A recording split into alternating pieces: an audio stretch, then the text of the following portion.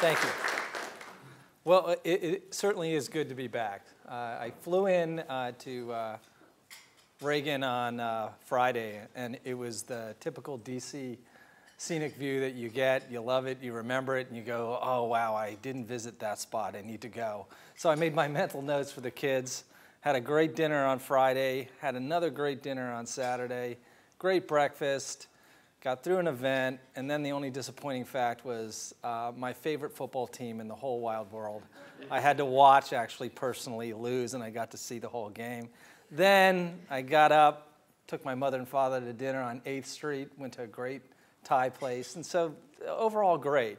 The Redskins need a quarterback, but we'll talk about that later. It is great to be back. I spent about 14 years of my Nissan career out in our regional office that used to be out by the Dulles Toll Road. Did a whole lot of different things and then went to the national office, and the balance of my time there primarily has been on projects such as the Nissan Leaf and others. I can tell you right away that of all my years, and I actually started in the Northern Virginia area on the retail side of the business working for Johnny Coons when he had his dealers for his father.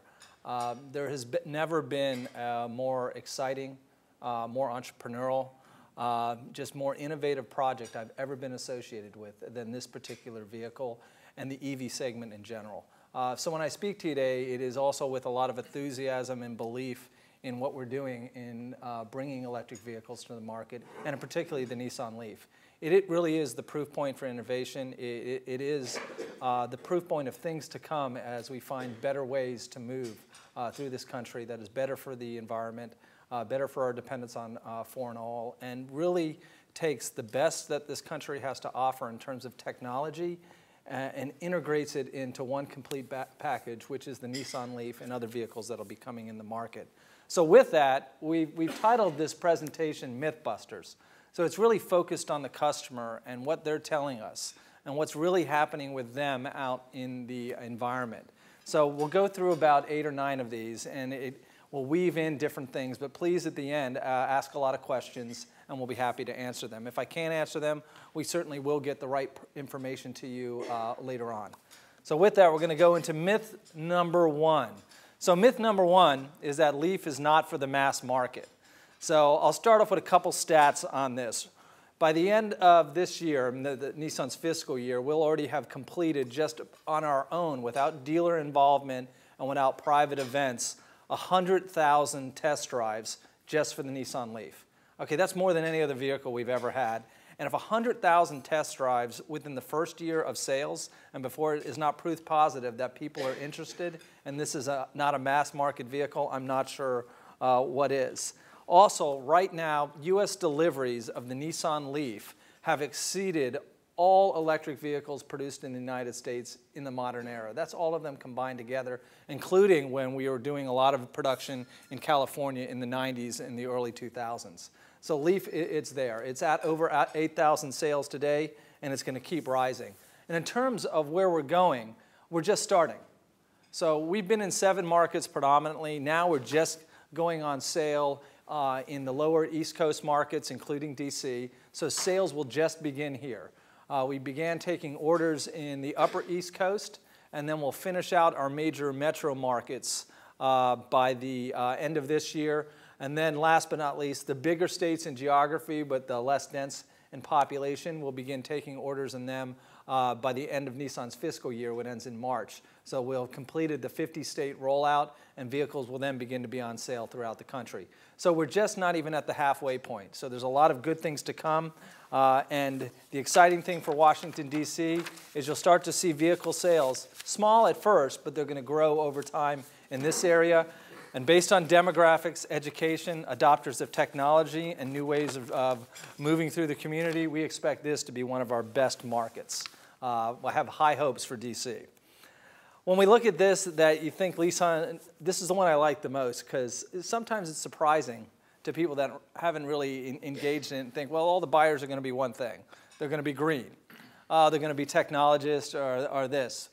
Well, the reality is when we look at some of these individuals and we interview them, and one thing about the Leaf customers, they don't hesitate to tell you how they feel, who they are, if they got a problem, good things, bad things.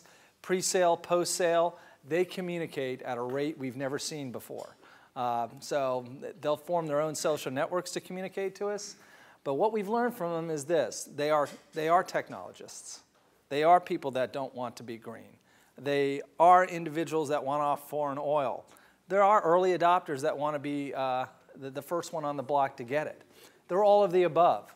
So you can't pinpoint a leaf buyer into this one category and say that's just green. Because guess what? They might not be. You know, so many are technologists. When we look at our office right now, we were able to go in the office and we were able to reserve some vehicles for a test program. Well, apparently our office had more enthusiasm for Nissan Leaf than we thought it did, because overwhelmingly we had 200 orders in no time straight out of a program we set for 50. To give you some scale on that, there's only about 1,100 people in the office. You guys know how many vehicles we have. There's no discount on the internal lease. So our own employees adopted, and then when we interviewed them, they matched what I just said. We had the green environmentalist who was all about the leaf and building trees on his dashboard.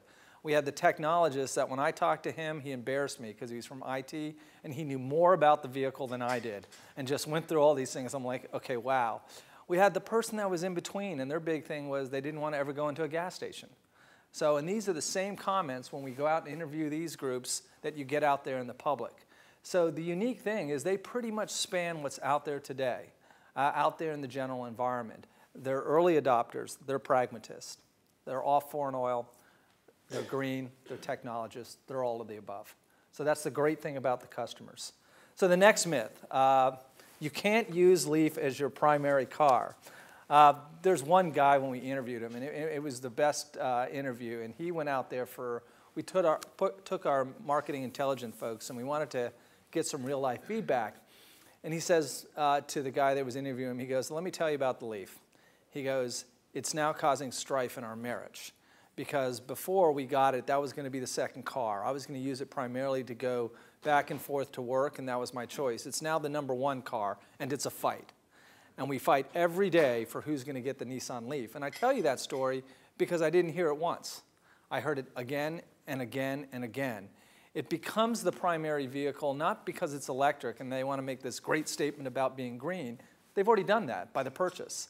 It's because if you've driven it, and some of you can attest to this in the room, it is a fun-to-drive vehicle, and our consumers keep validating that one concept time and time again. I actually just love driving the car, whether it's the quietness of the drive or just the way the vehicle handles, and it handles better than most of the vehicles we produce, and we produce some great cars and are known for performance vehicles. But they get in it, they drive it, and they come out with this expression. And we've dubbed it the Leaf Smile, and some of you hear us talk about this. But if you go to one of the tour events, you watch as people get out of the car, and they have this big smile on their face. Well, I've been to a million ride and drives throughout my career. I've done a lot of things with consumers. The consistency of this one smile, I've never seen before. So they walk out, and I'm not sure what their expectations walking in were, because you can never tell what someone's thinking. But I know what they are coming out, and it's that they love the product, they love what they're driving. Now, they'll always ask us and talk to us about ways we can improve the vehicle, et cetera. But overall, you know, it's a home run with the consumers thus far. So we go to this one, and there's a little Chevy fun here with the Volt, but no Leaf, no hug. But it's about something that affects us all in this space when we talk about range anxiety. Range anxiety, from my perspective, from talking to these customers, is a defunct concept. When you talk to them, and this is consistent with our user group in the office and our customers out there, is when they get into the vehicle and actually learn the nuances of a Leaf, now the vehicle system communicates with them from the charge meter to what state of charge I have, to how many miles I have to go, to what's my range at the beginning, it begins to alleviate right away. We did a use case of this with one of our individuals who was very, very concerned about it. And a week later, it was just done. His relationship with the way he charged at home, the way he charged in the environment, there was some chargers at the office, and he's like, I don't have any range anxiety. He goes, I thought that was valid, but it's not a valid concept. It's newness, and the newness factor needs to be overcome with education, understanding of what the vehicle is capable of, better tools online, people can do their own range analysis, but it really is. If you look at buyers today, and it was interesting, I was meeting with Sigma on Saturday, and for those that you don't, Sunday, for those you don't know, that's the largest association of gas station owners. Little odd group, but they wanted to hear about the Leaf. And they said, well, yeah, we've already done our data. The average consumer, average daily commute is 37 miles. And I'm like, interesting. The average daily drive from our consumers is between 30 and 33. So you have the gas station people saying, yeah, that's it. And you have the Leaf people saying this. Well, that's what it is. Now, if you ask the public and did a general poll today on how much I drive, I'll let you guys tell me. Do you think it's higher or lower? Higher. Much higher. The average public thinks they drive over 50 miles a day. That's just, if you polled them, they think. We equate time in the car to miles driven, especially if you live in an area like DC, and I lived here. I know what you guys go through. You become landlocked at a point in time during the day where you're not going anywhere. Well, that's equated to miles driven because the car is on and it's running. In a gas car, in an electric vehicle, it's not. You have the same range whether you're stopped for 2 hours when you begin it and end it. It's the same range. So miles is not time in vehicle, and that's the big adjustment. How do we overcome that? Through education. We overcome that informing that. We have some new range tools that are coming out where it's basically click and go. I'm going to go to the doctor's office, the gas station. Oh, I'm going to have an errand to run 20 miles over here, da-da-da. And we'll advance that to when there's charging infrastructure in place. They can go, okay, well, I got to go this far out. Oh, but I can charge here and I can charge there and I'm done. So it's all about education. So as we move forward, we'll continue to bust this myth about range anxiety to prove that, for the majority of people that want this vehicle, it's not for everybody that want it, range is not an issue. Okay, charging is hard. So first, let me start by this one. For our consumers, charging on a level 2 EVSE is the easiest thing in the world. It's very simplistic. As a matter of fact, if you equate the time it takes to go into a gas station, to hook up to a pump, to put your credit card in, to get paid, and then to get out, it's 3 times, 4 times the amount of time. And actually, when you pull in your garage and you plug in, or you pull in your garage office and you plug in.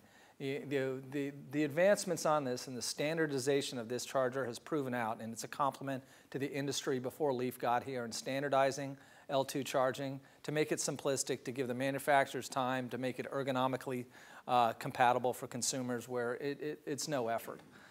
So we busted that. Most charging happens overnight. The average consumer is charging 3 hours or less. You can put that back in, okay, how much are they driving? And all those numbers start to equate. 3 hours gives you this much, average daily commute, whether Leaf or ICE, it all starts to make sense. All the data, we call that, you can cross-apply it and it validates one another. Average time plugged in far exceeds active drive time. So that's simple. If you're plugging in and you took out your iPhone, you go, all right, let me program this for overnight charging.